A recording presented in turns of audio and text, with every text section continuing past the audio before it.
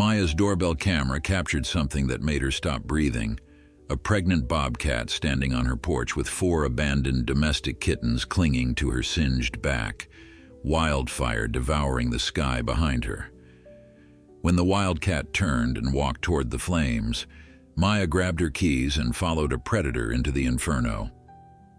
Before we continue, don't forget to subscribe to the channel, like the video, and comment where in the world you're watching from. Let's go. The late afternoon sun hung low over the Sierra Nevada foothills, casting long shadows through the ponderosa pines that surrounded the small community of Pine Ridge, California. It was August 14th, and the thermometer had climbed to 103 degrees for the 5th consecutive day. The air itself seemed to shimmer with heat, and the forest floor crackled with dryness beneath months of accumulated pine needles and fallen branches. In this powder keg landscape where nature held its breath waiting for the inevitable spark, life continued its daily rhythms, unaware that everything was about to change. Maya Chen had lived in Pine Ridge for 3 years, ever since she and her husband David had decided to escape the chaos of San Francisco for something quieter, something more connected to the natural world. Their modest cabin sat at the end of Whispering Pines Road, a gravel drive that wound through dense forest before opening to their 2-acre property. At 36, Maya worked remotely as a software engineer, a career that allowed her to appreciate the view of ancient oaks and towering pines from her home office window. The move had been everything they hoped for, a sanctuary where the only sounds were birdsong and the occasional rustle of deer moving through the underbrush. But this August afternoon felt different. Maya stood on her front porch, coffee mug in hand despite the heat, and studied the sky to the northeast. A faint haze had appeared over the ridge, barely noticeable at first but growing more defined with each passing hour. She had learned to read these signs during her years in wildfire country. The local fire department held community meetings every spring, drilling into residents the importance of defensible space, evacuation plans, and situational awareness. Still, there was something about seeing that first whisper of smoke that made her chest tighten with primal unease. David emerged from the house, his laptop bag slung over his shoulder as he prepared for his commute to the community college in Auburn where he taught environmental science. He followed Maya's gaze and his expression grew serious. "The creek fire," he said quietly, "started this morning from a lightning strike. Last I heard it was 5 acres and 50% contained." Maya nodded, but the worry didn't leave her eyes. In this drought, in this heat, 5 acres could become 5,000 before anyone could react. David squeezed her shoulder reassuringly before heading to his truck, promising to check in throughout the day. After he left, Maya tried to focus on work, but her attention kept drifting to the news websites and emergency alert feeds she had open in other browser tabs. By noon, the creek fire had grown to 40 acres. By 2, it was 120. The containment percentage had dropped to 20%, and the language in the updates had shifted from confident to cautious. Terms like erratic fire behavior and challenging terrain began appearing with increasing frequency. Maya saved her work and decided to spend the afternoon checking their evacuation preparations, a task she had performed countless times, but one that suddenly felt urgent. Their property backed up to national forest land, a feature they had loved when they bought the place but now viewed with complicated awareness. The forest was beautiful, life-giving, essential, but it was also fuel. Maya walked the perimeter of their defensible space, noting with satisfaction that they had cleared brush and removed lower tree limbs as recommended. Their go-bags sat ready by the back door, packed with documents, medications, and essentials. The car was gassed up. They had done everything right, everything they could control. Yet as the afternoon wore on and the haze thickened into visible smoke columns rising above the eastern ridge, Maya felt the weight of forces far beyond her control, It was nearly 5 when Maya first noticed movement at the edge of their property. She had been watering the garden beds closest to the house, another precautionary measure, when something caught her eye near the tree line. A flash of tawny fur low to the ground and moving with purpose. Maya turned off the hose and watched as the creature emerged more fully into view. A bobcat, and not just any bobcat. Even from a distance, Maya could see the distinctive bulge of late pregnancy, the cat's belly swollen and hanging low as she moved with careful deliberation through the tall grass. Maya had seen bobcats before in their 3 years here, usually fleeting glimpses of spotted coats disappearing into the underbrush, but she had never seen one venture this close to the house in broad daylight. The animal's behavior seemed odd, almost frantic. The bobcat would take several steps toward the forest, pause, turn back toward the house, and make a sound that Maya could hear even from 50 feet away. It was a cry that seemed to carry urgency, almost like a plea. The cat repeated this pattern 3 times before disappearing back into the trees, leaving Maya standing frozen with the hose at her feet, wondering what she had just witnessed. She might have dismissed it as strange but ultimately explainable animal behavior if not for what happened next. 10 minutes later, the bobcat returned, and this time Maya could see what had been obscured before. The cat carried something in her mouth, something small and helpless that mewed pitifully as it dangled from her jaws. Maya squinted, then gasped as recognition dawned. It was a kitten, a tiny domestic kitten with black and white markings that made it unmistakably not a bobcat cub. The pregnant bobcat set the kitten down gently in the grass near the tree line, then turned and ran back toward the forest without hesitation. Before Maya could process what she was seeing, before she could even move from her spot near the garden beds, her doorbell chimed with the distinctive tone that indicated motion detection. She pulled out her phone and opened the doorbell camera app, her hands trembling slightly as the live feed loaded. The image that filled Maya's phone screen would haunt her dreams for weeks to come. The doorbell camera, positioned to capture anyone approaching the front porch, had recorded something far more extraordinary than a package delivery or neighborhood visitor. The pregnant bobcat stood directly in front of the camera, her golden eyes seeming to stare straight into the lens with an intensity that felt almost human. Her belly hung heavy with unborn kittens, and across her back, clinging desperately to her spotted fur, were 3 small domestic kittens. A 4th kitten dangled from her mouth, held gently but firmly by the scruff of its neck. Behind her, visible at the edge of the frame, the sky had turned an apocalyptic orange as flames crested the distant ridge. Maya's throat constricted as she watched the recording play out. The bobcat held her position for nearly 30 seconds, making that same urgent vocalization Maya had heard earlier. Then the wildcat turned and padded back toward the trees, her precious cargo still aboard.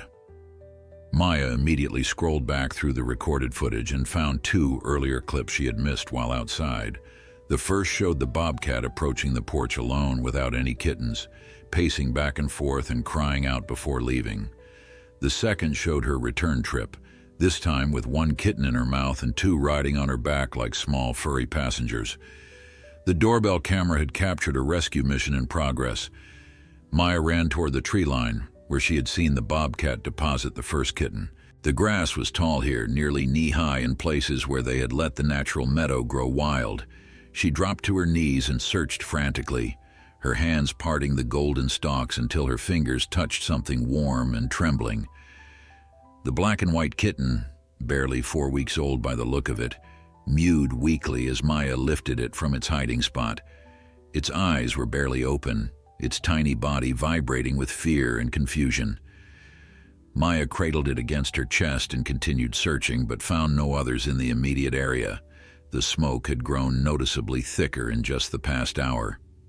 Maya could taste it now, that acrid bite that signaled more than just distant campfire. She checked her phone and felt her stomach drop. The creek fire had exploded to over 2,000 acres, driven by winds that had shifted unexpectedly to the southwest.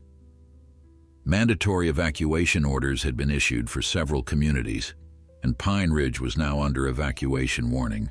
The fire was moving faster than anyone had predicted, consuming the drought-stressed forest with terrifying efficiency. Maya hurried back to the house with the kitten still pressed against her chest. She needed to think clearly, to prioritize, but her mind kept returning to the doorbell footage.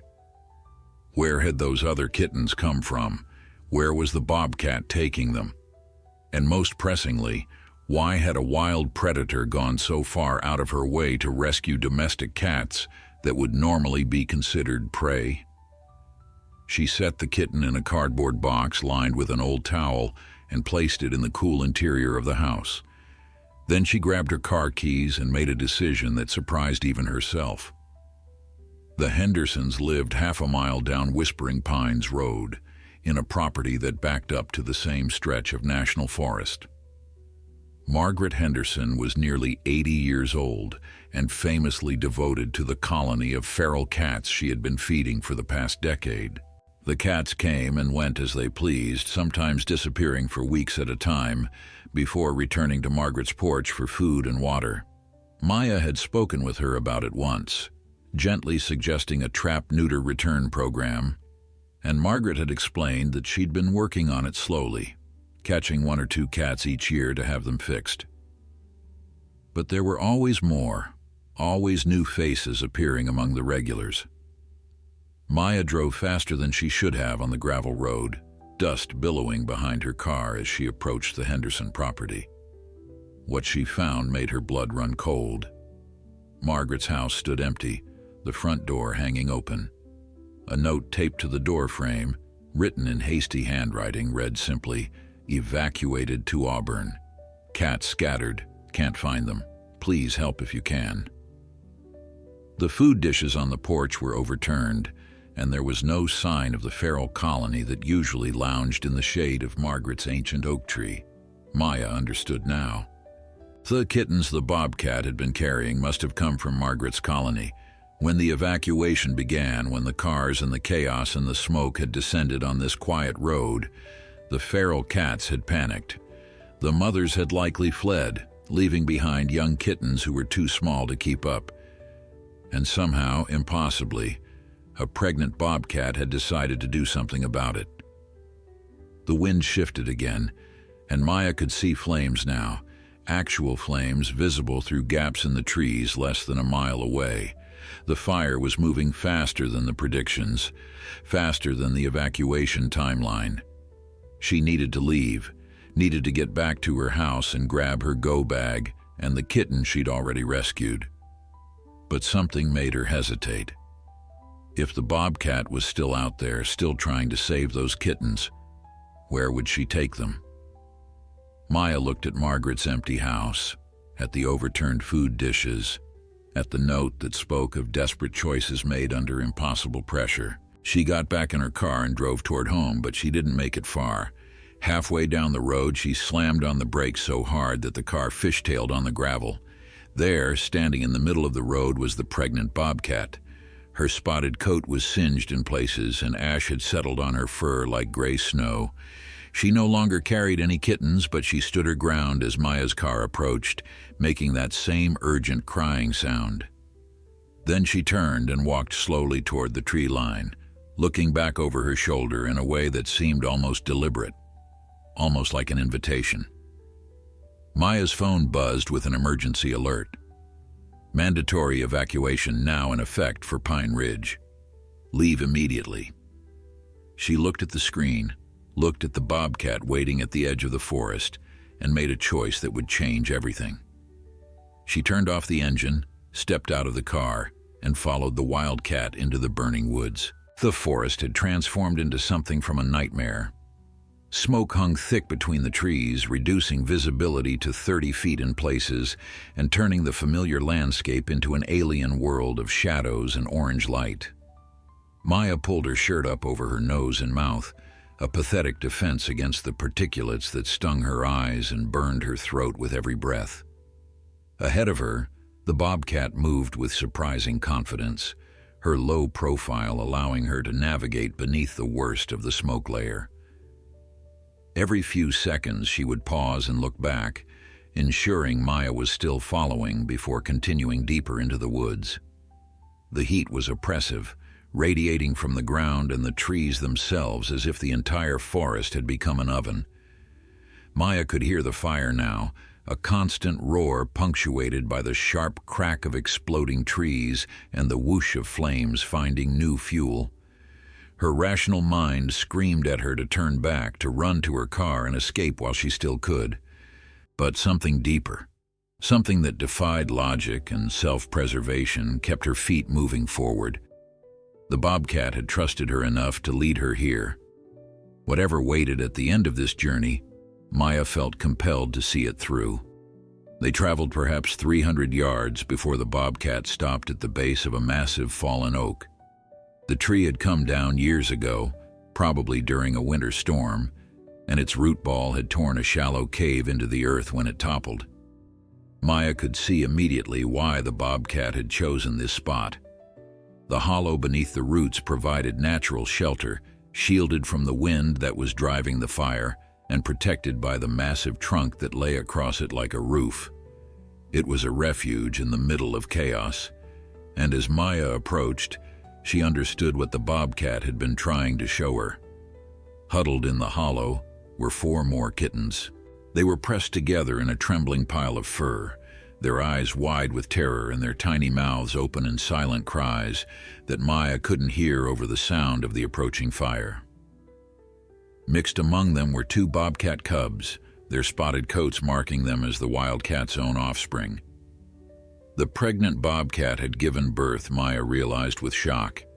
She had given birth in the middle of an evacuation, in the middle of a fire, and somehow she had still found time to rescue abandoned domestic kittens and bring them to the same shelter where her own newborns waited. Maya dropped to her knees at the entrance to the hollow, her mind racing through options. She couldn't carry all of them, not safely, not through the smoke and the heat with the fire bearing down. The Bobcat watched her with those intense golden eyes, and for a moment, their gazes locked in a communication that transcended species. This wild creature had done everything she could. She had gathered the helpless, had found shelter, had even sought out human assistance in her desperation. Now she was asking Maya to finish what she had started. The wind shifted again, and Maya felt a blast of heat that made her gasp. Through the trees behind them, she could see the orange glow growing brighter, closer. They had minutes, not hours. She stripped off her light jacket and spread it on the ground, then began carefully transferring the kittens onto the fabric. The domestic cats went first, their tiny claws scratching weakly at her hands as she lifted them. Then, with infinite gentleness, she reached for the bobcat cubs. The mother tensed, every muscle in her singed body coiling with protective instinct. Maya froze, her hand hovering inches from the nearest cub. She knew that bobcats, especially mothers with young, could be dangerous when threatened. Those powerful jaws could crush bone, and those claws could tear flesh with terrifying efficiency. For a long moment, neither of them moved. The fire roared closer, embers began falling around them like burning snow. And then, slowly, the bobcat relaxed. She stepped back, giving Maya access to her cubs, trusting this human stranger with the most precious things in her world. Maya gathered the bobcat cubs with the domestic kittens, bundling all 6 of them into her jacket and tying the sleeves together to create a makeshift carrier. The combined weight was perhaps 5 pounds, nothing significant under normal circumstances, but suddenly precious cargo that demanded her complete focus. She looked at the mother bobcat, now visibly exhausted, her flanks heaving with labored breath. The wildcat had pushed herself to the absolute limit of her endurance, had given birth and then immediately embarked on a rescue mission that defied every instinct of self-preservation. "We have to go," Maya said, her voice hoarse from the smoke. "Can you follow me?" The bobcat's response was to rise to her feet with obvious effort and take several steps toward Maya. Her gait was unsteady, the toll of birth and exertion evident in every movement, but determination burned in her eyes as fiercely as the fire that surrounded them. Maya shifted the bundle of kittens to her chest, securing the tied sleeves around her neck, and began moving back the way they had come. The return journey was harder than the approach. The fire had advanced during the time Maya spent in the hollow, cutting off some of the paths she had used before. Smoke had thickened to the point where she could barely see 10 feet ahead, and the heat had intensified to an almost unbearable degree. Maya moved by instinct more than sight, keeping low to stay beneath the worst of the smoke while protecting the kittens pressed against her body. Behind her, she could hear the bobcat's labored breathing, a ragged sound that spoke of exhaustion pushed beyond reasonable limits. They emerged from the tree line into the meadow behind Maya's property, and she nearly wept with relief. The fire had not yet reached here, though she could see it crowning through the trees on the ridge above. Her car sat where she had abandoned it on the road, and beyond it her house stood untouched for the moment.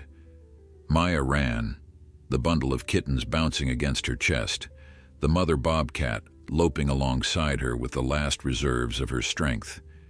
They had made it out of the forest, but the danger was far from over. Maya burst through her front door with the bundle of kittens still clutched against her chest, her lungs burning and her eyes streaming tears from the smoke. The first kitten she had rescued, the black and white one, was still mewing in its cardboard box on the kitchen counter, and she quickly set the jacket bundle down beside it. Her hands shook as she untied the sleeves and began transferring the tiny bodies into the box, counting as she went. 4 domestic kittens and 2 bobcat cubs, plus the one she had found earlier. 7 young lives that had been pulled from the jaws of disaster by the most unlikely rescuer imaginable. The mother bobcat had followed Maya all the way to the house, but stopped at the threshold of the open door. She stood on the porch, her sides heaving, her singed fur matted with ash and sweat.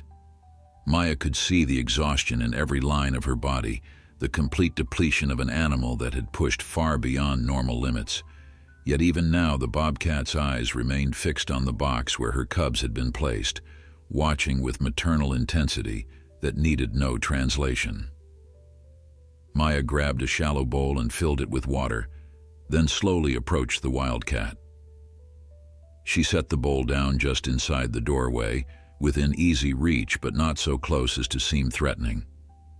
The bobcat regarded her for a long moment, then lowered her head and began to drink with desperate gulps. Water splashed onto the hardwood floor as she drank, but Maya didn't care about the mess. She was too busy watching the clock and listening to the emergency alerts that continued to blare from her phone. The fire was less than half a mile away now. She could hear it even from inside the house, that terrible roaring sound punctuated by the crash of falling trees.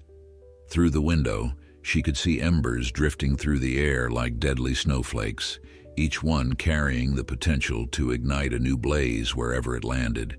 Maya had perhaps 10 minutes to load everything into her car and escape before the road itself became impassable. She moved with frantic efficiency, grabbing her go bag, the box of kittens, extra towels to keep them cushioned during the drive. The bobcat had finished drinking and now lay on the porch, her body nearly flat against the wooden boards. She was watching Maya's preparations with alert eyes, but she made no move to enter the house or to approach the box containing her cubs. Maya understood the dilemma.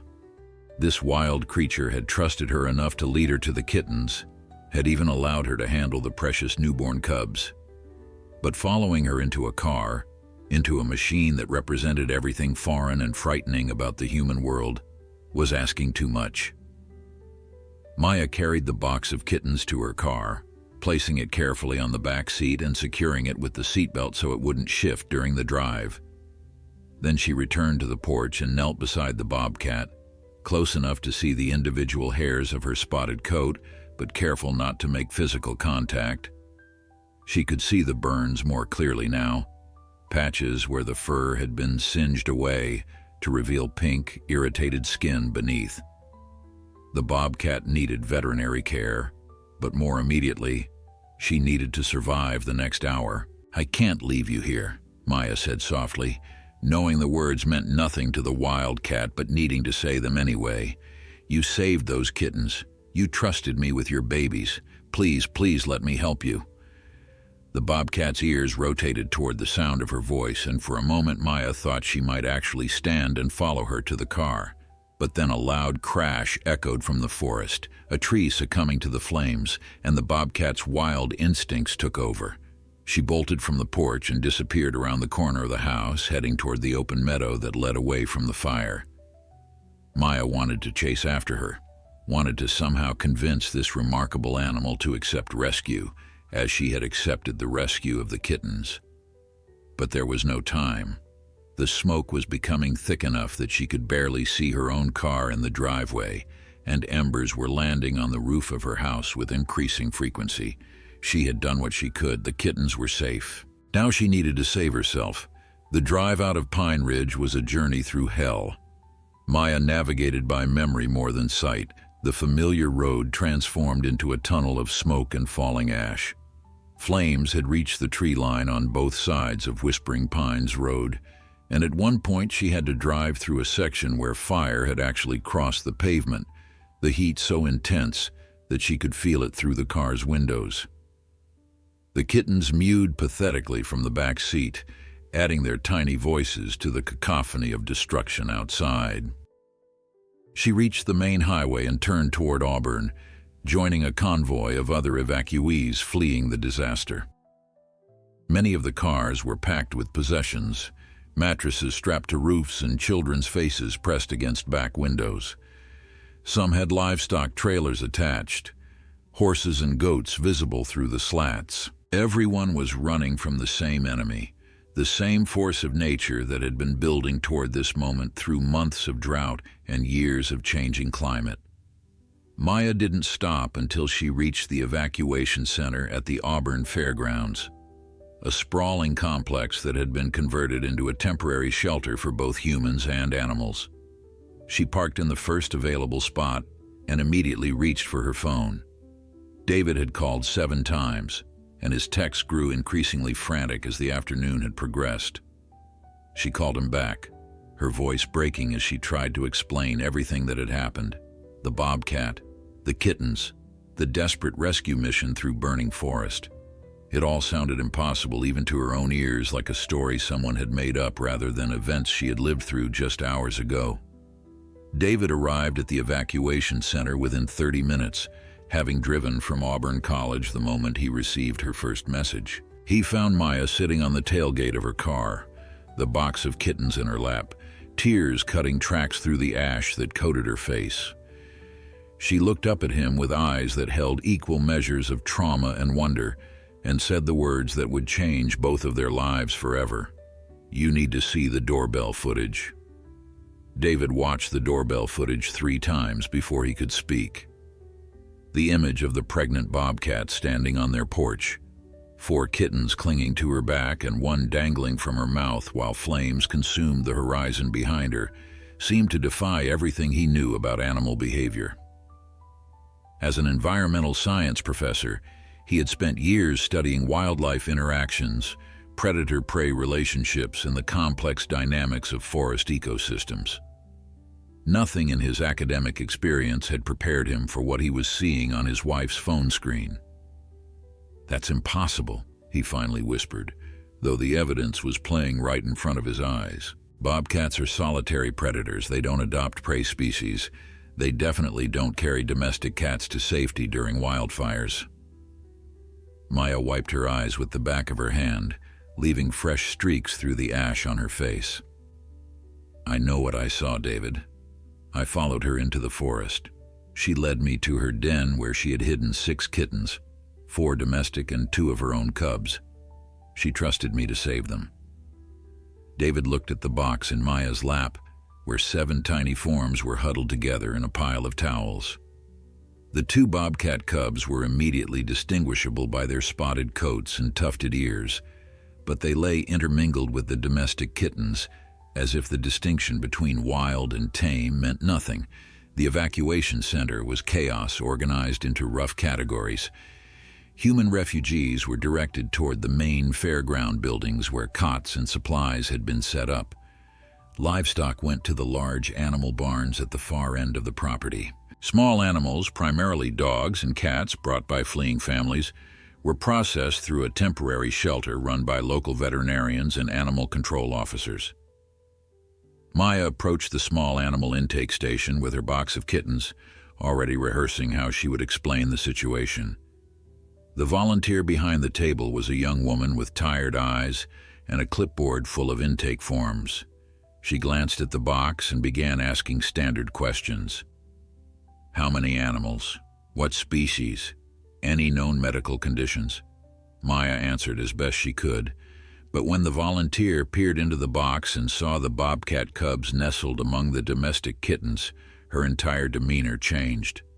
She called for a supervisor, who called for the veterinarian on duty, who took one look at the situation and immediately cleared a private examination area. Doctor. Patricia Reyes had been practicing veterinary medicine in the Auburn area for over 20 years, with a specialty in wildlife rehabilitation that had made her the go-to expert for unusual cases. She examined each kitten with practiced efficiency, checking vitals and assessing overall condition, while Maya recounted the story of their rescue. By the time Maya finished describing the doorbell footage and her journey into the burning forest, Dr. Reyes was staring at her with an expression of barely contained amazement. I've heard of animals behaving strangely during natural disasters, the veterinarian said slowly. Dogs that refuse to leave their homes, cats that somehow travel hundreds of miles to find their families, that sort of thing. But a wild bobcat actively rescuing domestic kittens, carrying them on her back through a fire zone? She shook her head. This is something entirely new. The domestic kittens were suffering from mild smoke inhalation and dehydration, but Dr. Reyes pronounced them all likely to survive with proper care. The bobcat cubs were in better shape, their mother having prioritized their protection, even while taking on the additional burden of the abandoned cats. All 7 would need to stay at the veterinary station for observation and feeding, as they were too young to eat solid food and would require bottle feeding every few hours. What about the mother? Maya asked, the question that had been burning in her mind since she watched the bobcat disappear around the corner of her house. She was injured, burns on her flanks, and she was completely exhausted. She ran toward the meadow when the fire got too close. Dr. Reyes exchanged a meaningful look with the animal control supervisor who had joined them. Finding a single bobcat in an active fire zone would be nearly impossible, she said gently. And even if we could locate her, a wild animal that injured and stressed would be extremely difficult to capture safely. Maya felt tears threatening again. She saved those kittens. She trusted me with her babies. I cannot just abandon her. David had been listening from the edge of the examination area, and now he stepped forward with the expression Maya recognized from his most determined moments. What if we could track her? The collar on the bobcat in the footage, there wasn't one. But what about game cameras? Trail monitors? He turned to the animal control supervisor. The fire hasn't reached the meadow yet, has it? There might still be time. The supervisor, a weathered man named Frank Torres who had spent 30 years managing wildlife in Placer County, pulled up a fire map on his tablet. The meadow behind your property is still clear, he confirmed. Fire crews are establishing a break along the ridge. If she headed that direction, she might have made it to safety. But finding her will require resources we don't have right now, not with everything else happening. Maya thought of the doorbell footage, of the image that was now burned into her memory as surely as the fire had burned through the forest. The bobcat standing on the porch, babies clinging to her back, flames behind her. Those golden eyes staring directly into the camera as if demanding to be seen, as if knowing that this moment needed to be witnessed and remembered. Can I post the video? Maya asked suddenly. On social media, on the news, everywhere. If people see what she did, maybe someone will help us find her. Frank Torres hesitated, clearly weighing professional protocols against the extraordinary circumstances. Dr. Reyes nodded slowly. It could work. A story like this, it could go viral. And viral stories attract resources and attention that official channels simply cannot match. That night, while 7 kittens slept in incubators at the emergency veterinary station, Maya uploaded the doorbell footage to every platform she could think of. She added a simple caption that would soon be shared millions of times around the world. A pregnant bobcat rescued 4 abandoned kittens during the creek fire, carrying them on her back through the flames. She led me to her den and trusted me to save them all. Now she is out there alone and injured. Please help us find her. The video exploded across the internet with a force that no one could have predicted. Within 6 hours of Maya's initial post, it had been viewed over 2 million times. By morning, that number had climbed to 15 million. News outlets from around the world began reaching out, their messages flooding Maya's inbox with interview requests and pleas for exclusive rights to the footage. The image of the pregnant bobcat, kittens on her back and fire behind her, became an instant symbol of something people desperately needed to believe in. Courage, compassion. The possibility that even in the midst of catastrophe, acts of extraordinary kindness could still occur. Maya woke in the evacuation shelter to find her phone nearly dead from the constant stream of notifications. David had stayed awake through the night, monitoring the responses and filtering the genuine offers of help from the opportunists and trolls that inevitably accompanied viral attention. The ratio was surprisingly positive. For every skeptic claiming the video was staged or digitally manipulated, there were dozens of people offering resources, expertise, and support. Wildlife organizations across California had begun coordinating search efforts. A crowdfunding campaign started by strangers had already raised over $50,000 for the bobcat's rescue and rehabilitation. The fire continued to burn, but the news crews that descended on Auburn wanted to talk about something else entirely. Maya gave her first interview standing outside the evacuation center, still wearing the same ash-covered clothes from the day before. She described following the bobcat into the burning forest, finding the kittens in the hollow beneath the fallen oak, the moment when the wild cat had stepped back and allowed her to take the cubs. Her voice broke when she talked about watching the bobcat disappear around the corner of her house, injured and exhausted but still choosing freedom over the terrifying unknown of human assistance. The story resonated in ways that transcended the usual news cycle.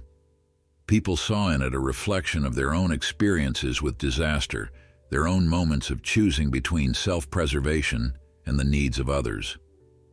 The bobcat became a folk hero overnight, given names by strangers who had never seen her except through Maya's doorbell camera. Hope, Phoenix, Mama Brave. The hashtag Save the Bobcat began trending nationally, then internationally. Donations continued to pour in, more money than anyone knew what to do with yet. Dr.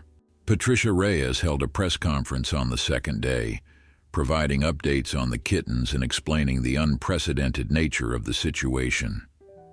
She brought out one of the domestic kittens and one of the bobcat cubs, holding them side by side to show how they had bonded during their ordeal. These animals went through a traumatic experience together, she told the assembled reporters. They have formed attachments that do not normally exist between predator and prey species. The domestic kittens actually seek out the bobcat cubs for comfort, and the cubs respond with protective behavior. It is remarkable. She paused, her professional composure wavering slightly. And it all happened because a wild animal made a choice that we cannot fully explain, a choice to help instead of harm. Meanwhile, the search for the mother bobcat had officially begun. Frank Torres coordinated with California Department of Fish and Wildlife to deploy thermal imaging drones over the meadow and surrounding areas that had escaped the fire. Volunteers from wildlife rehabilitation centers across the state arrived with humane traps and tracking equipment. A team of veterinary specialists stood ready to provide emergency care the moment she was found. The resources that had seemed impossible to marshal just 48 hours earlier had materialized through the sheer force of public attention and goodwill. Maya insisted on joining the search teams, despite David's concerns about her physical and emotional state. She had not slept properly since the evacuation, running on adrenaline and the desperate need to see this through.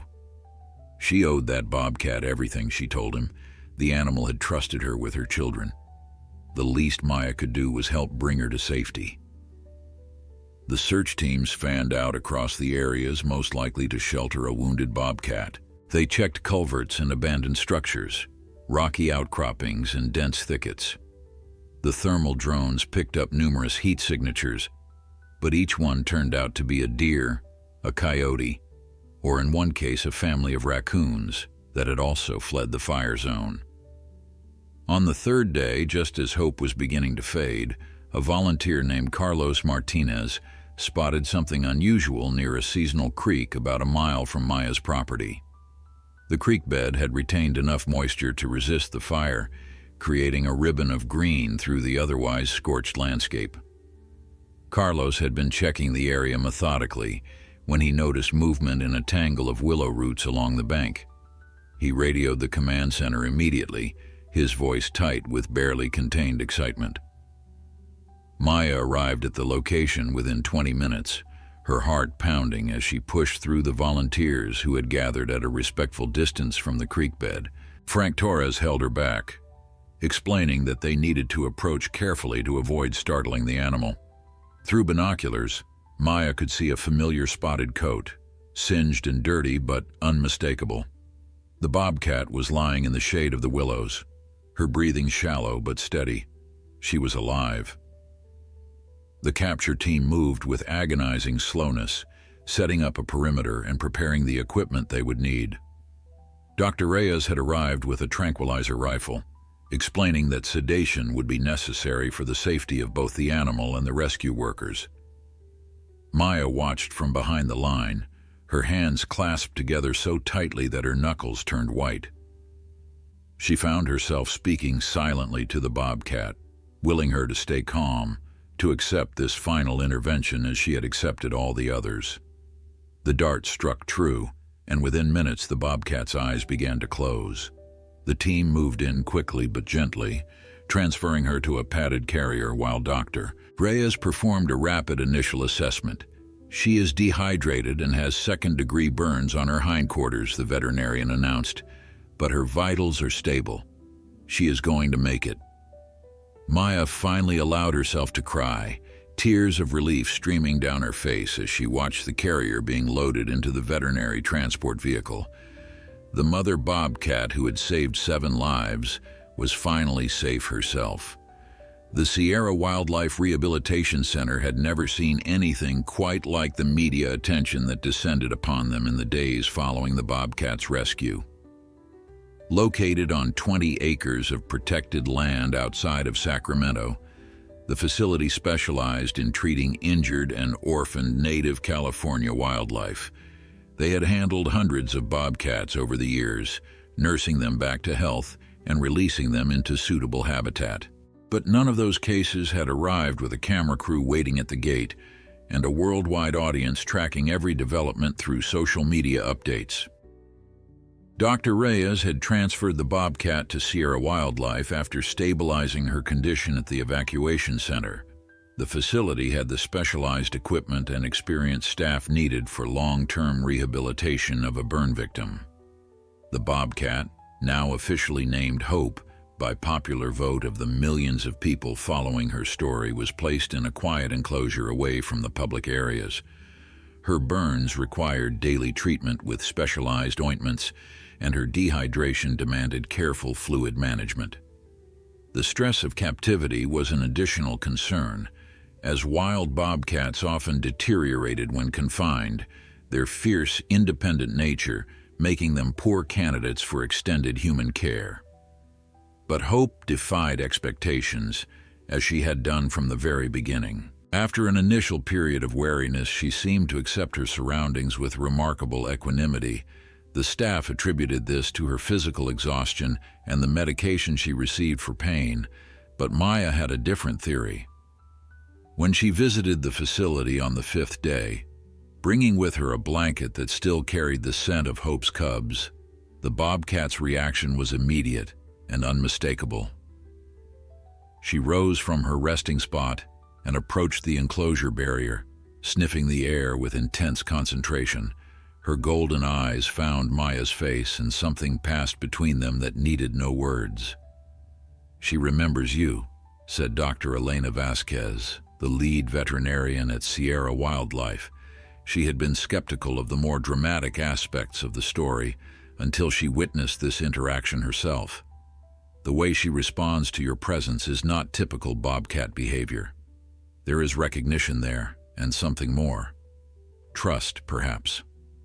Maya pressed her hand against the mesh of the enclosure, careful not to reach inside. How long until she can see her cubs? The question had been weighing on her since the rescue. The Bobcat cubs were still at the evacuation center veterinary station, being bottle-fed alongside the domestic kittens they had shared their ordeal with. Dr. Vasquez exchanged a look with her colleagues before answering. "That is actually something we wanted to discuss with you. We are planning to bring all 7 of them here within the next few days. The domestic kittens will need to be separated eventually and placed for adoption, but for now they seem to provide comfort to the Bobcat cubs, and the cubs need their mother." The reunion took place on a warm September morning, nearly 2 weeks after the fire had first erupted. The creek fire was now 90% contained, having burned over 50,000 acres and destroyed nearly 200 structures. Maya and David's house had survived, protected by the defensible space they had maintained and the heroic efforts of firefighters who had made a stand along Whispering Pines Road. They had not yet returned to Pine Ridge, choosing instead to remain in Sacramento, where they could participate in Hope's ongoing care.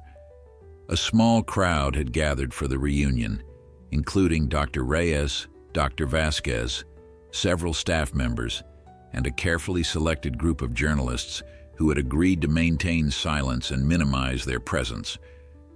Maya held the carrier containing Hope's 2 cubs, her hands trembling slightly with anticipation. The domestic kittens were in a separate carrier held by David, their future still uncertain but their immediate role clear. They were part of this family, however temporary that arrangement might be.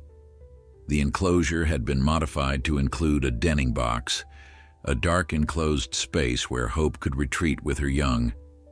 Dr. Vasquez opened the carrier door and stepped back, allowing the cubs to emerge at their own pace. They were significantly larger than they had been on the day of the fire, their spotted coats filling in and their movements becoming more coordinated. The first cub hesitated at the threshold, sniffing the unfamiliar air. Then Hope made a sound, a soft chirping vocalization that Maya had never heard before, and both cubs tumbled out of the carrier and ran to their mother. What followed was almost too intimate to witness. Hope gathered her cubs against her body, washing their faces with her rough tongue while they nuzzled against her singed fur. She sniffed them thoroughly, cataloging the changes that 2 weeks of separation had wrought, reassuring herself that they were healthy and whole.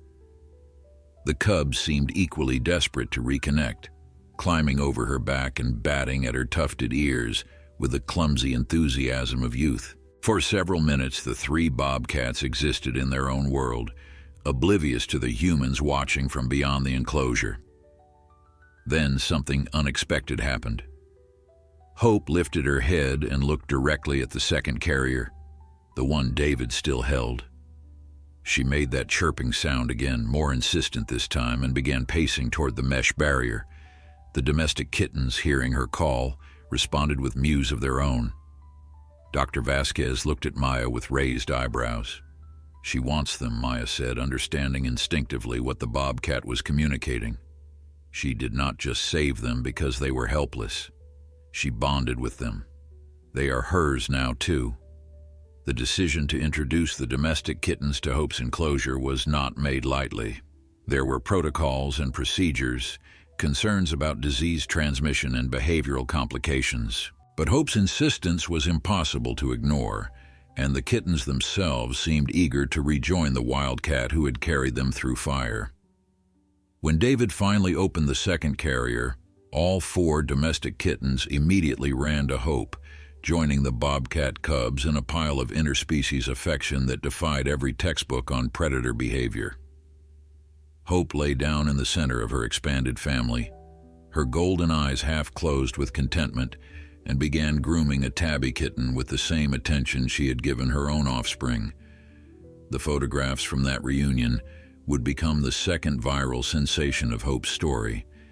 The image of a wild bobcat surrounded by 6 young animals, 2 of her own species and 4 domestic cats, touched something deep in the collective human heart. It spoke of possibilities that transcended the boundaries nature usually imposed.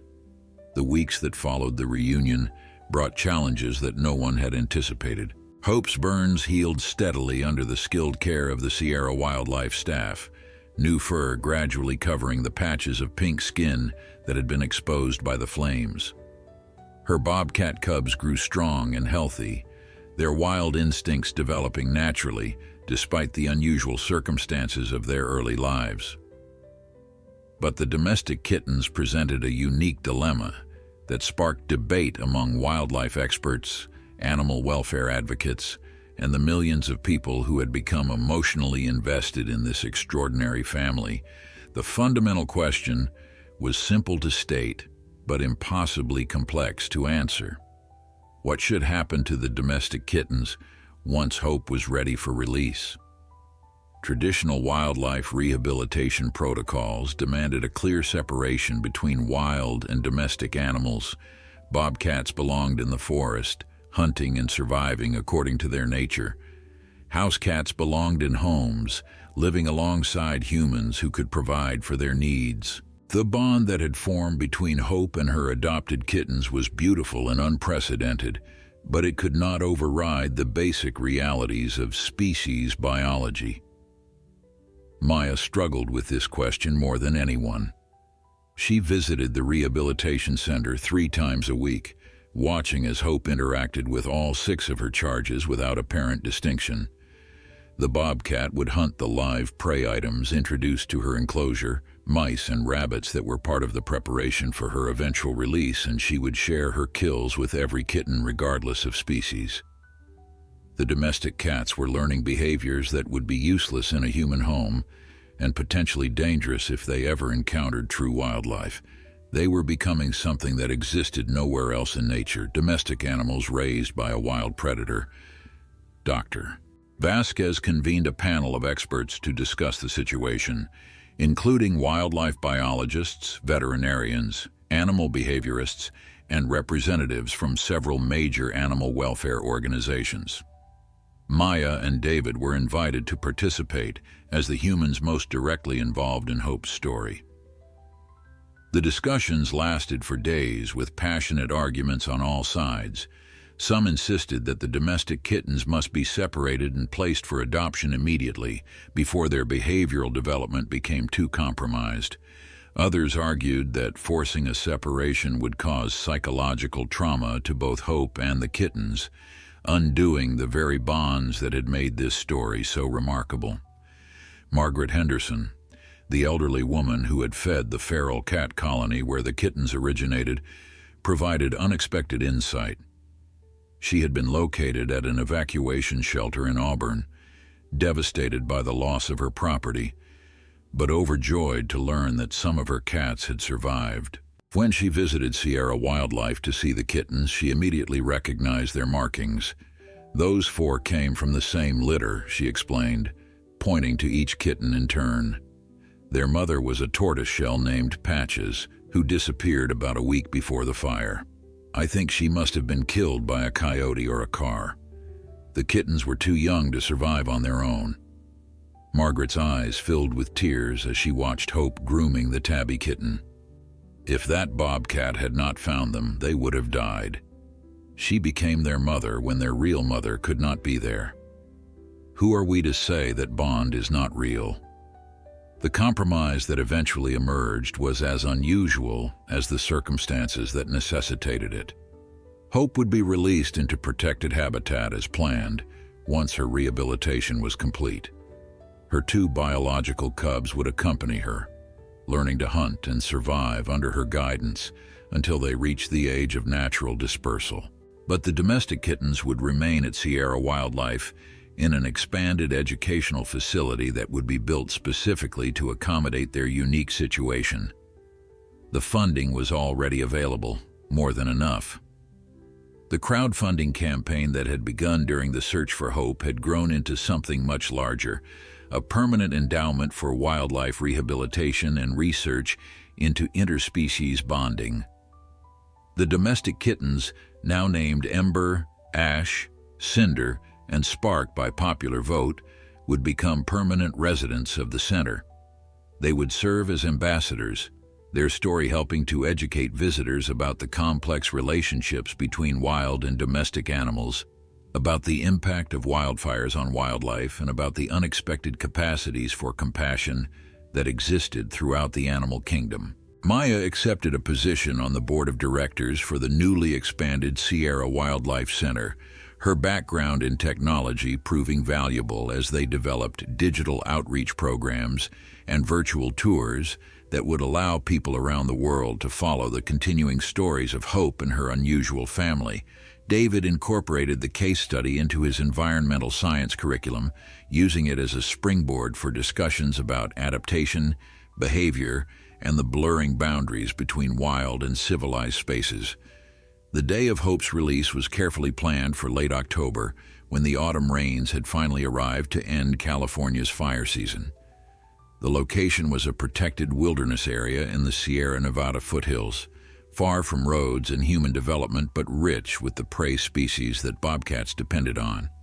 Hope's burns had fully healed, leaving only faint scars beneath her regrown fur. Her cubs were now 4 months old, strong and active, and displaying all the hunting instincts appropriate to their age.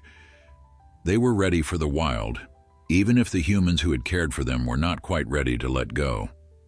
Maya was given the honor of opening the release crate. She knelt beside the mesh door, her hand resting on the latch, and looked into Hope's golden eyes one final time. The bobcat returned her gaze with that same intensity Maya remembered from the doorbell footage, from the moment in the burning forest when their fates had become intertwined. There were no words adequate to what passed between them, this human and this wild creature, who had each saved the other in different ways. Maya lifted the latch and stepped back, giving Hope the freedom she had earned. The bobcat did not bolt immediately, as many released animals did. She emerged slowly from the crate, testing the air with her nose, scanning the unfamiliar terrain with alert eyes. Her cubs tumbled out behind her, immediately beginning to explore their new environment with the boundless curiosity of youth. Hope watched them for a moment, then turned back to look at Maya one final time. She made that soft, chirping sound, the one Maya had come to understand as acknowledgement, as connection. Then she turned and led her cubs into the forest, disappearing into the dappled shadows as silently as a ghost. The months following Hope's release brought a rhythm of normalcy that Maya had not expected to feel again after the chaos of the fire. She and David had returned to their rebuilt home in Pine Ridge, the structure reconstructed with fire-resistant materials and an even more extensive defensible space. The meadow where Hope had fled during the evacuation had grown lush with the autumn rains, wildflowers blooming among the grasses in colors that seemed almost defiant after the destruction of summer. Life, as it always did, found ways to continue. Maya kept a framed photograph on her desk, a still image captured from the doorbell footage that had changed everything. The pregnant bobcat with 4 kittens, flames behind her, those golden eyes staring into the camera lens with desperate determination. She looked at it every morning as she began her work, a reminder of what was possible when fear gave way to action. The image had become iconic, reproduced on merchandise and educational materials used in wildlife conservation campaigns across the country. But for Maya, it remained intensely personal, a frozen moment of connection between her world and the wild one that existed just beyond her door. The Sierra Wildlife Center had completed construction of its new facility, a state-of-the-art educational complex that featured Ember, Ash, Cinder, and Spark as its central attraction. The 4 domestic cats had adapted remarkably well to their role as ambassadors, their unusual upbringing making them simultaneously comfortable with humans and possessed of behaviors that fascinated wildlife experts. They hunted the enrichment toys in their enclosure with a precision that domestic cats rarely displayed, and they responded to certain vocalizations with alert attention that suggested memories of their bobcat foster mother. Maya visited the center at least once a month, drawn by a connection she could not fully explain. The cats always seemed to recognize her, approaching the barrier of their enclosure with the same enthusiasm they had shown as kittens riding on Hope's back through the burning forest. Dr. Vasquez had documented their reactions, noting that the cats displayed distinctly different behavior when Maya was present compared to other visitors. "They remember," the veterinarian said, during one visit. "Whatever bond was formed during those critical hours, it persists. They know you were part of their rescue story." The question of Hope's fate after release had been answered in the most satisfying way possible. The Wildlife Center had fitted her with a GPS tracking collar before her release, a lightweight device that would allow researchers to monitor her movements and ensure her successful reintegration into the wild. The data that came back told a story of triumph. Hope had established a territory of approximately 12 square miles encompassing rocky outcroppings, oak woodlands, and seasonal streams that provided everything a bobcat needed to thrive. Her hunting success rate, measured through analysis of her movement patterns, exceeded the average for female bobcats in the region. Even more remarkably, the tracking data revealed that her cubs had remained with her far longer than typical bobcat offspring. Most young bobcats disperse from their mothers between 8 and 12 months of age, driven by instinct to establish their own territories. Hope's cubs stayed with her for nearly 18 months, their extended family unit hunting together and sharing dens through 2 winters. Researchers speculated that the trauma of the fire had strengthened their bonds, creating a family dynamic that persisted beyond normal developmental timelines. The first cub to disperse was the female, who established her own territory about 20 miles from her mother's range. The male followed 3 months later, traveling further to avoid competition with his sister. The tracking collars on all 3 bobcats, funded by the ongoing donations to the Wildlife Center, allowed researchers to monitor their progress as they transitioned from family unit to independent predators. All 3 thrived, their survival rates exceeding expectations and contributing valuable data to understanding bobcat behavior and adaptation. Maya received updates on Hope's movements through a private dashboard created specifically for her by the research team. She watched the GPS dots move across the digital map, imagining the bobcat navigating terrain that Maya herself had walked, hunting in meadows that Maya had photographed during her own explorations of the recovered landscape. The connection felt alive somehow, a thread stretching between the human world and the wild one that had touched her life so dramatically. The first anniversary of the Creek Fire brought a commemoration that Maya had helped organize. Survivors gathered at the Auburn Fairgrounds, the same location that had served as an evacuation center during those desperate days. There were speeches and moments of silence for those who had lost homes and loved ones. There was recognition for the firefighters and first responders who had battled the blaze. And there was a special presentation about Hope, featuring the Doorbell footage and updates on her continued success in the wild. Margaret Henderson attended the ceremony, her eyes bright with tears as she watched the video of Hope reuniting with the kitten she had saved from Margaret's feral colony. The elderly woman had not returned to Pine Ridge, choosing instead to move to an assisted living facility in Auburn, where she could be closer to medical care. But she visited Ember, Ash, Cinder, and Spark regularly, bringing them treats and sitting beside their enclosure for hours at a time. "They are my grandchildren in a way," she told Maya during one of these visits. "Hope gave them life when I could not save them. I will spend my remaining years being grateful for that gift." The ceremony concluded with the unveiling of a bronze sculpture that would be permanently installed at the Pine Ridge Community Center. The artist had worked from the Doorbell footage, recreating in 3 dimensions the image that had captured the world's imagination. The pregnant bobcat stood alert and determined, 4 kittens arranged on her back and in her mouth, her gaze fixed on some distant point beyond the viewer. The plaque beneath the sculpture read simply, "Hope, in memory of the creek fire, and in celebration of the courage that transcends species." Maya stood before the sculpture as the crowd dispersed, her hand resting on the cool bronze of Hope's flank. David joined her, wrapping an arm around her shoulders as they contemplated the frozen moment together. Somewhere out there, the real Hope was hunting in the twilight, her golden eyes scanning the shadows for prey, her territory secure and her legacy ensured through the cubs she had raised and the story she had given the world. 3 years after the creek fire transformed her life, Maya Chen stood on her back porch as the sun set over the Sierra Nevada foothills, painting the sky in shades of orange and pink that no longer reminded her of flames.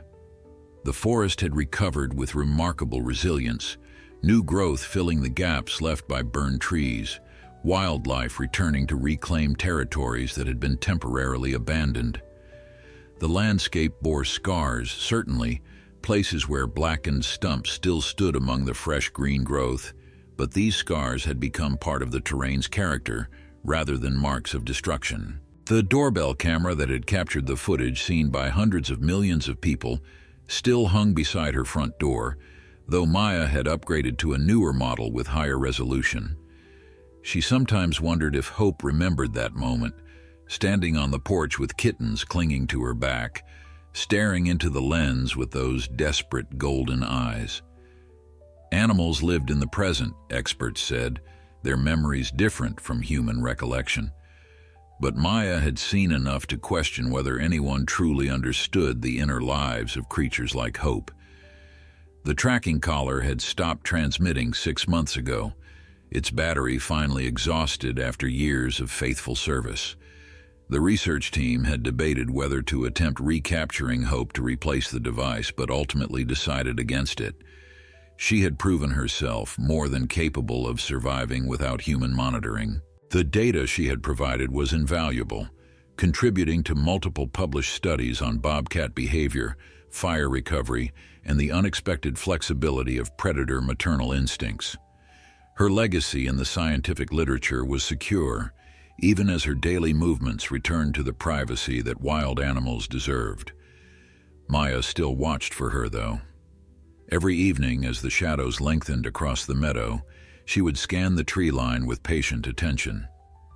Bobcats were crepuscular, most active at dawn and dusk, and the habitat around Pine Ridge remained within Hope's established territory. The chances of a sighting were slim, but not impossible. And Maya had learned, through everything that had happened, that impossible was a word best used with caution. The Sierra Wildlife Center had become one of the most visited facilities in Northern California, its educational programs reaching hundreds of thousands of students each year. Ember, Ash, Cinder, and Spark remained healthy and content in their specially designed enclosure, their unusual story serving as the centerpiece of presentations about wildlife conservation, fire ecology, and the complex relationships between humans and the natural world. Maya served as a regular guest speaker, sharing her first-hand account of the rescue with audiences who never tired of hearing the details. The kittens were not kittens anymore, of course. They had grown into healthy adult cats, their domestic lineage evident in their smaller size and varied coloring compared to true bobcats. but their behavior retained traces of their unusual upbringing, hunting instincts sharper than typical house cats, a certain wariness around strangers that spoke of lessons learned from a wild mother. Researchers continued to study them, documenting the long-term effects of interspecies fostering on domestic animal behavior. David had written a book about the experience, combining Maya's personal narrative with scientific analysis of the extraordinary events they had witnessed. The book had become a bestseller, its proceeds funding scholarships for students pursuing wildlife biology and veterinary medicine. He dedicated it to hope, with an epigraph that Maya had suggested: "In fire she found her purpose. In compassion, she defied her nature. In memory, she lives forever." Margaret Henderson had passed away peacefully in her sleep 8 months after the fire's anniversary, her final years enriched by regular visits to the cats she considered her grandchildren. She had left her entire estate to the Sierra Wildlife Center, a modest sum that nevertheless funded the construction of a memorial garden where visitors could sit among native plants and contemplate the interconnectedness of all living things. A small plaque near the entrance bore her name and the words she had spoken to Maya during one of their last conversations together: "Every life saved ripples outward through time." The evening had grown cool, and Maya was about to head inside when movement at the edge of the meadow caught her attention. She froze, her breath catching in her throat as a familiar silhouette emerged from the shadow of the tree line. A bobcat, adult and healthy, with the distinctive build of a female who had borne young. The cat paused at the boundary between forest and meadow, her head turning slowly until her gaze found Maya, standing on the porch. For a long moment, neither of them moved. The distance was too great for Maya to see clearly, too far to confirm what her heart desperately wanted to believe. But something in the way the bobcat held herself, something in the patient intensity of her attention, sparked recognition that transcended visual confirmation. Maya raised her hand slowly, a gesture of acknowledgement across the divide between their worlds. The bobcat held her position for several seconds longer, watching, perhaps remembering. Then she turned and walked back into the forest with the silent grace that defined her kind. Maya remained on the porch long after the cat had disappeared, her eyes fixed on the spot where she had last been visible. Tears tracked down her cheeks, but they were not tears of sadness. They were tears of gratitude, of completion, of a circle closing in the most perfect way possible. She never told anyone about that evening sighting. Some things were too precious to share, too easily diminished by the weight of other people's skepticism or interpretation. David noticed her mood when she finally came inside, the peaceful smile on her face and the brightness in her eyes. He asked no questions, understanding after years of marriage that some experiences needed to remain whole and unexamined. That night, Maya dreamed of fire and forest, of tiny kittens clinging to spotted fur, of golden eyes meeting hers across a porch that had become a threshold between worlds. She dreamed of hope, running free through a landscape that had healed as surely as her burns had healed, wild and fierce and forever beyond the reach of human understanding. And in her dream, as in life, that was exactly as it should be. Some stories do not end. They simply transform, becoming part of the larger narrative of survival, adaptation, and the eternal dance between nature and those who are privileged to witness its most extraordinary moments.